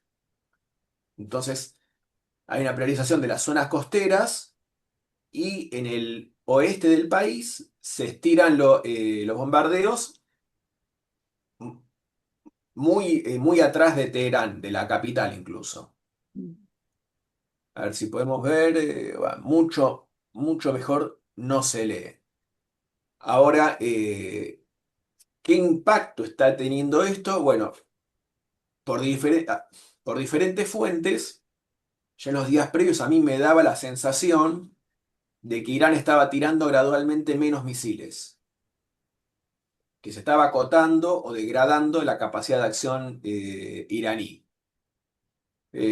Porque, para que tengamos una idea, en lo que se llama la guerra de los 12, a mí no me gusta el nombre de la guerra de los 12 días porque de vuelta, para mí esto es toda una guerra que se abre en Medio Oriente en 2023 y sigue abierta y tiene muchos frentes. Para mí es solo una guerra, pero bueno, le dicen guerra de Gaza, guerra de acá, guerra de allá, como si fuesen cosas diferentes. Bueno, pero en la guerra de los 12 días, al principio Irán tiraba oleadas de misiles de 20, 30 misiles, incluso en otros intercambios con Israel llegó a tirar, por ejemplo, 200 en una sola noche, en una sola oleada, porque de esa forma abrumaba a los sistemas de defensa israelíes. Bueno, estos días estuvo tirando oleadas cada vez más chicas y cada vez más espaciadas en el tiempo. Entonces, que en vez de poder tirar 20 misiles por hora, pasan a tirar 5 o 6 misiles cada 8 horas. Tengo entendido que anoche en Israel fue la primera noche que hubo silencio absoluto. Esto me llegaba desde varias fuentes, yo tenía esa misma impresión por otros informes, pero ayer salieron Estados Unidos e Israel a declarar oficialmente que degradaron en gran medida la capacidad iraní para tirar misiles y drones. No importa el porcentaje, dicen que eh, le degradaron en un 90% esto, el 80% el otro, eso no importa. Pero para mí es la sensación, están tirando menos, quizás por incapacidad, quizás por elección. Irán debe racionar el uso del arsenal a través del tiempo, sobre todo si quiere estirar la guerra en el tiempo, que es lo que yo expliqué que ellos necesitan hacer. Porque con la guerra ahora al rojo vivo no pueden seguir construyendo misiles con la misma facilidad que lo hacían en tiempos de relativa paz. Entonces tienen que racionalizar el uso. Irán también se preparó para esta guerra para poder actuar, incluso si sufría una operación de decapitación, que es exactamente lo que hicieron los estadounidenses e israelíes, para poder operar con lo que llaman defensa mosaica. Defensa mosaica es que en vez de estar todos los comandantes de las unidades de misiles centralizados a un mando único central, que cada comandante tenga mucha independencia para definir cuándo y a dónde lanzar las municiones. Entonces, de vuelta, Israel y Estados Unidos decapitaron a las Fuerzas Armadas, pero las unidades de escalones más bajos pueden seguir peleando durante un tiempo extendido. Entonces, insisto, incluso, de vuelta, incluso si Estados Unidos e Israel pulverizan a todas estas capacidades militares iraníes, aun si esto pasara, no, esto no es una garantía de cambio de régimen tampoco, porque un país reducido a escombros todavía puede seguir eh, optando por un camino de venganza o resistencia antes de sumisión, puede pasar. Entonces, estamos en días tempranos de esta guerra. Va a durar varias semanas más y de vuelta, esto es final abierto.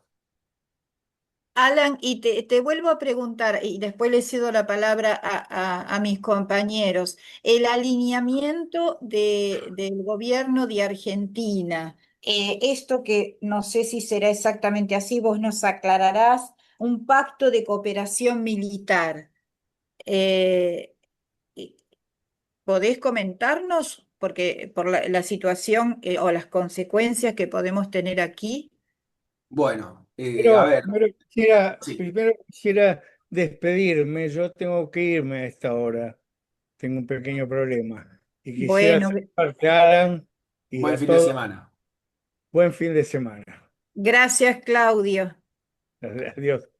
A ver, yo les recuerdo que cuando fue la guerra del Golfo, Menem también, como parte de la política de las relaciones carnales con Estados Unidos, también mandó apoyo militar, eh, casi, ¿cómo decirlo? Absolutamente, para decir yo colaboré con algo.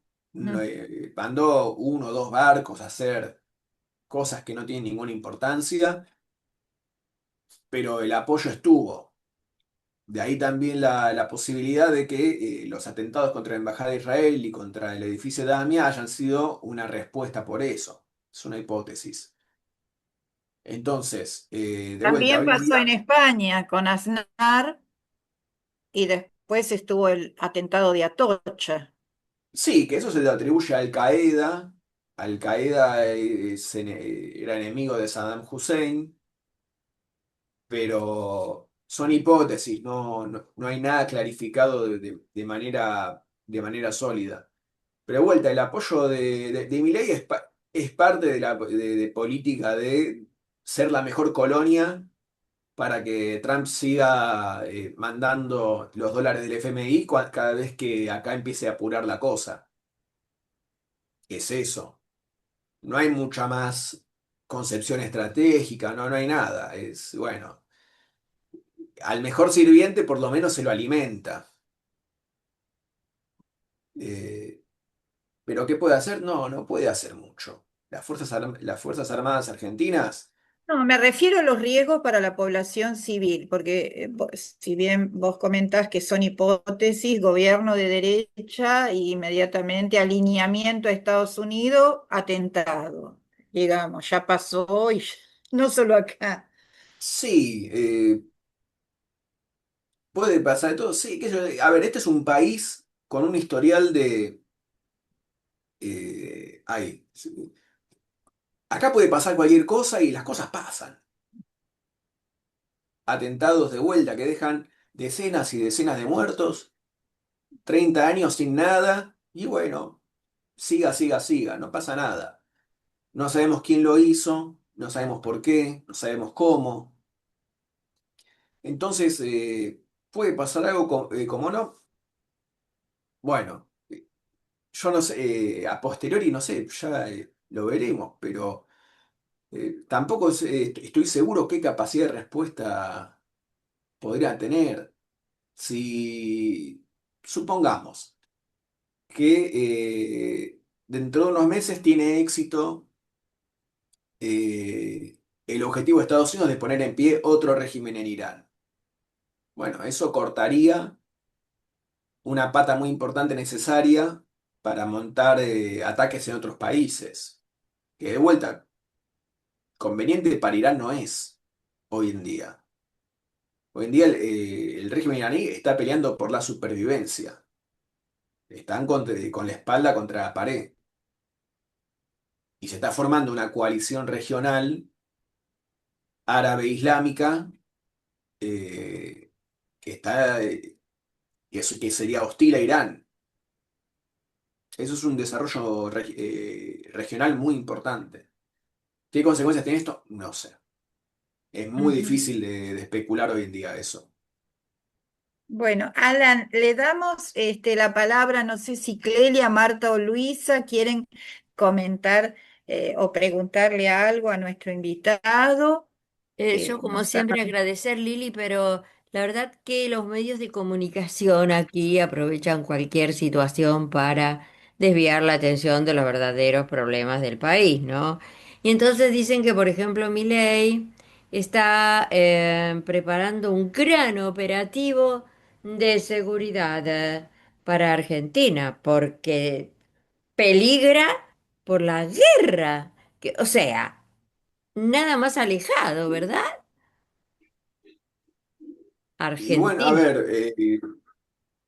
a ver, me hace acordar mucho de las leyes antiterroristas que se aprobaron en el kirchnerismo. No pararon un solo terrorista y las usaron exclusivamente para propósitos de represión interna. Ah, claro. Entonces, claro, a ver, la forma en que Milei instrumentaliza la guerra hacia Argentina lo hace de cara contra los argentinos. Pero Lo, seguro, pero hay una gran cantidad de gente que no se da cuenta de eso y lo bueno, considera un superhéroe. bueno, yo creo ¿Cómo que esa gente, decirte? yo creo que a veces será su propio club de fans, que igual es Sí, socialmente acotado, tiene mucha base social prestada, Milei verdad, también. verdad. Eh, Sí, sí. pero, a ver, es lo mismo con toda ¿cómo es? A ver, estoy tratando de encontrar las palabras para expresar esto. Mm. Pero cuando se usan leyes para censurar políticamente, ¿qué veo yo? A un descendiente de italiano acusando a un descendiente de español de ser antisemita y que por eso tiene que ir a la cárcel. Entonces hay casi hasta un robo cultural de Sí, sí, más o menos, tal lo que cual. significa el ateo. O sea, Por sí, favor. esto tiene todo un uso completamente instrumentalizado, desnaturalizante, de cara al choque social que hay en Argentina. Porque acá tenemos una guerra de clases sociales. También, Y que, claro. Sí, eh, sí. a ver, Desnaturalizante. Eso bueno, me va justo con lo que está bueno, pasando, ¿no? es Y que, después nos dicen a los que estamos en otra cosa, que no sea la guerra, que no sea la política, que estamos, por ejemplo, en la literatura. Ah, son raros. Ahora ves una persona leyendo, por más que sea otra cuestión que está leyendo, ¿no? Qué rareza. Lo más natural es estar en las redes mirando cualquier fake news y cualquier cuestión de que hay de todo. pero yo me refiero a que todo lo que pasa supuestamente afuera lo toman de cara al enfrentamiento interno que tienen con la clase obrera argentina. Ese es el verdadero. Es eso. Entonces, no sé, Ay, ay, pasa ay. mucho de vuelta con las leyes que después, a ver, como no podés prohibir que alguien haga una crítica, no sé, al Estado de Camerún, por lo que sea, tampoco podés prohibir que alguien haga una crítica al Estado de Israel. Entonces, como no puede haber una ley que prohíba eso, atacan por el lado del antisemitismo. Entonces, tu problema no es que tenés una crítica política, vos tenés un problema con los judíos. Y es una cosa, de vuelta, un juez con apellido italiano se lo dice a alguien con apellido español. No hay judíos en el medio. Y entonces está el goy italiano explicando lo que es el antisemitismo. Para mí es maravilloso. Es como, eh, como las feministas se quejaban del mansplaining. Ajá. Pero bueno, esto para mí es un goisplaining. Es buenísimo. Ya vamos a tener de vuelta a jueces Goim explicándole a los judíos de izquierda que en realidad son antisemitas. Es maravilloso todo lo que pasa acá. País generoso. Bueno, Perdón, a ver, me parece que Clelia quiere comentar y luego le damos la palabra una a Marta pequeña, para hacer... Sí, sí. una pregunta nada más, volviendo al tema de los bombardeos. Hasta ahora, los bombardeos que han sucedido, tanto de unos como de otros, ¿siempre han buscado objetivos militares o están bombardeando a civiles de las ciudades? A mí eso siempre me preocupa mucho. Bueno, a ver, tengo que hacer un mea culpa con algo. Porque con los años que uno se la pasa viendo estas cosas, uno ya, uno no, yo, me doy cuenta que ya tengo completamente naturalizada la catástrofe sobre la gente inocente. Ujú. Ya estoy tan acostumbrado en todas las guerras, en todos lados, que se amplía la definición de lo que es militar. Entonces, básicamente todo puede ser militar, todo puede ser legítimo. De hecho, el concepto que hay atrás del terrorista abre el juego a que todo pueda ser metido en la bolsa. Sí, hay Claro. muchísimos muertos, un montón, Mm. muy difícil de mensurar. Claro, Eh, para matar a un terrorista bombardean una escuela con 150 chicos. Ha Y es pasado. no, pero es no lo que solo eso, pasó en la escuela no, de niñas, es lo no que solo pasó. eso. A ver, el concepto de terrorista, ¿qué es? Es alguien que se lo designa como blanco militar sin que forme parte de un ejército.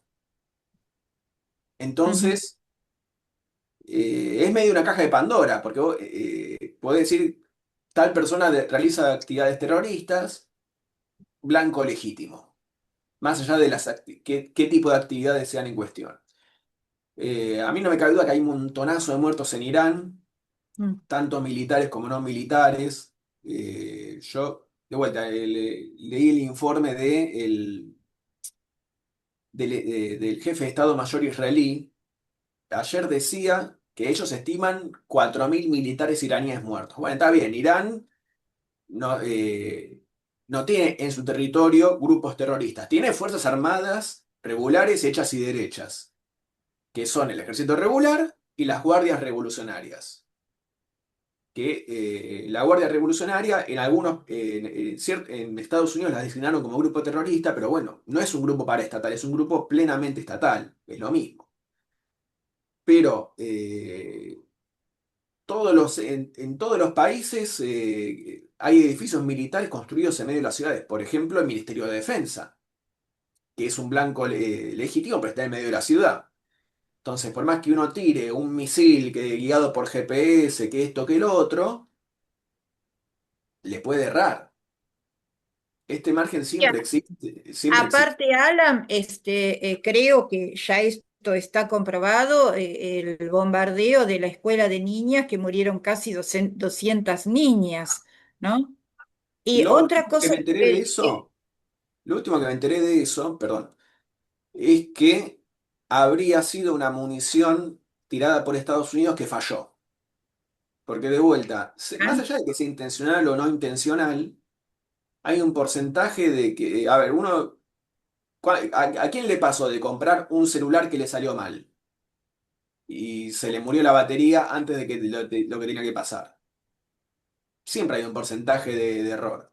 Asumiendo de vuelta, asumiendo que no hay intencionalidad, o sea, en el mejor de los mundos posibles, que es casi inverosímil.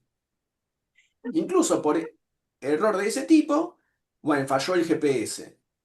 A cualquiera le puede pasar que navegando con el no. GPS en el auto pierde la señal. Bueno, eso, Aparte, hay otro ingrediente que sería bueno recordarlo, que es que ya en Gaza se utilizó el programa de inteligencia artificial Lavender, que yo creo que acá pasa exactamente lo mismo, por ejemplo, con el asesinato de Khomeini, porque ubica a las personas en su casa de noche con sus familias. Es la misma metodología que utilizaron en Gaza, ¿no? a ver, Detectando en Gaza los dirigentes y también científicos, personalidades importantes, periodistas, con la misma metodología. Es la inteligencia artificial la que ubica en la casa con la familia y lo único que hace la persona es apretar el botón y dirige el misil, dron, bomba, lo que sea, a ese lugar. A mí yo creo me que, parece... yo creo que comenté sobre el tema este en unas entrevistas que me hicieron acá antes, pero lo voy a explicar una cosa más simple. A ver, la inteligencia artificial es de las tres o cuatro grandes tecnologías que son parte de las nuevas capacidades que todos quieren desarrollar. Todos los ejércitos, más o menos con recursos, están tratando de militarizar la inteligencia artificial, porque Yo creo eso que ya da está, perdón, Alan, a mí me parece por algunas cosas que he leído que ya está y ya la están utilizando. Sí, sí, sí, Israel, sí, Estados Unidos, ya está. sí, pero es un proceso, a ver, todavía no llegamos al fondo de barril, eso es lo que Mm, trato de explicar. Entonces, hay muchas iniciativas para desarrollar inteligencia artificial militar con diferentes propósitos. Los que están al frente en esta carrera son Estados Unidos, China, Israel, con diferencia, con diferencia. China ya viene de aplicar inteligencia artificial para control interno, para vigilancia de la población. Bueno, tiene esa expertise y ahora la están trasladando al ámbito militar. Israel tiene todo el ámbito del uso de inteligencia artificial para localizar blancos que designa como terroristas.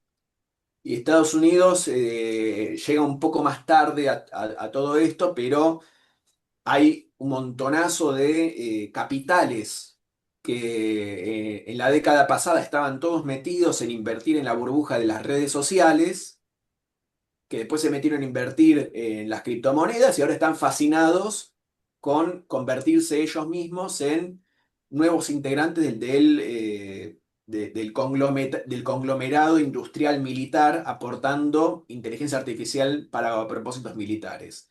Es un proceso que tiene implicancias morales muy importantes. ujú, Estados Unidos, la misma empresa, mismas empresas, porque son muchas empresas que cada una provee varios servicios de inteligencia artificial militar. No es solo una inteligencia militar, no es solo una inteligencia artificial, son varias que se usan para varias cosas. Pero la misma, por ejemplo, hay una empresa que se llama Palantir, mm, que el CEO de esa empresa es un tipo, para mí, tenebroso, se llama Peter Thiel, mm, que él ideológicamente para mí es un filofascista. A través de cosas que dijo, etcétera, es un tipo que abiertamente dice que la libertad y la democracia ya no van de la mano. Entonces, para preservar la libertad hay que acotar la democracia. Me mm. recuerda, seguramente es alguien que alguien como Caputo escucha todos los videos que puede y no sé si se acuerda que el año pasado salió la noticia de que Caputo estaba haciendo una encuesta viendo a ver si los argentinos aceptarían un régimen político menos libre, etcétera, etcétera, etcétera. Había salido el año pasado, pero bueno, es mucho en esta línea de este tipo, Peter Thiel. La empresa del Palantir se dedica a hacer inteligencia artificial militar, sobre todo para conseguir datos de inteligencia, saber dónde están los comandantes del enemigo, dónde están los sistemas y diseminar esa información rápidamente para tirarles rápidamente un misil antes de que puedan reaccionar. Bueno, esos servicios de esta empresa, Trump los empezó a implementar en el ámbito del control y la vigilancia civil. Mm. Se están usando tecnologías militares contra los civiles. Y toda esta base de datos que generan, que es a través del espionaje de redes sociales, del espionaje,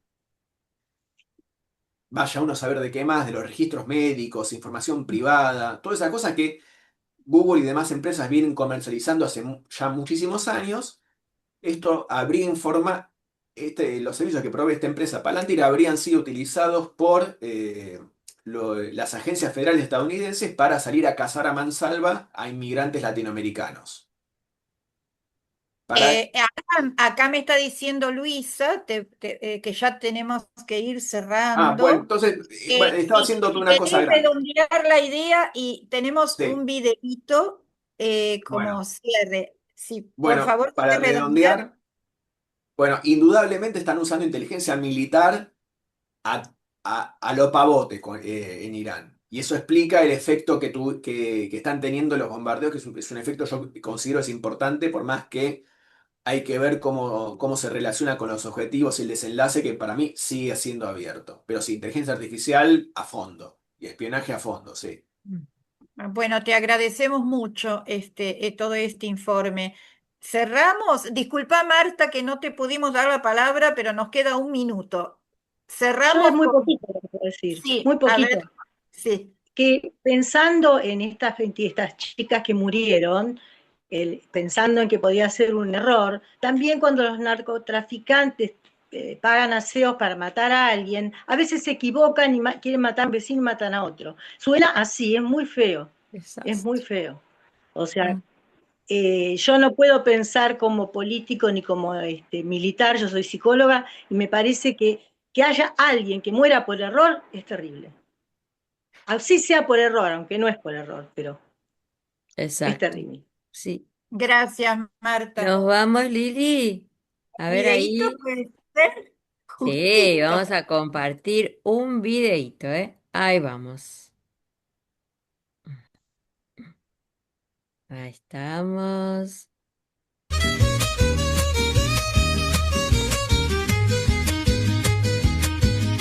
Hay un adulto jugando a la guerra como un niño rico sin educación. Lanza impuestos como fichas desde un trono de televisión.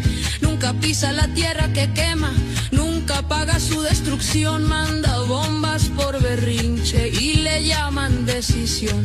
No es carácter, es violencia, no es poder, es corrupción.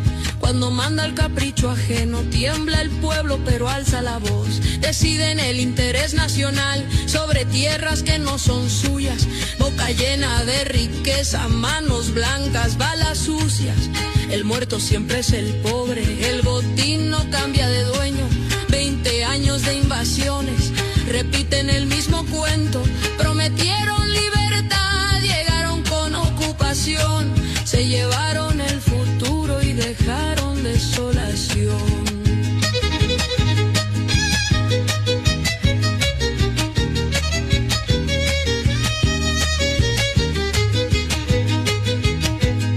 Tengo rabia contra el imperio, un lamento con razón cuando un pendejo con dinero juega a ser Dios con un botón. No hay guerra que sea juego, no hay misil que dé razón, solo madres enterrando lo que el rico no lloró. Bueno, las manitos, no a la guerra, ¿no? Ni esta, ni la que viene, ni la próxima. Será hasta el próximo programa de La Rueda.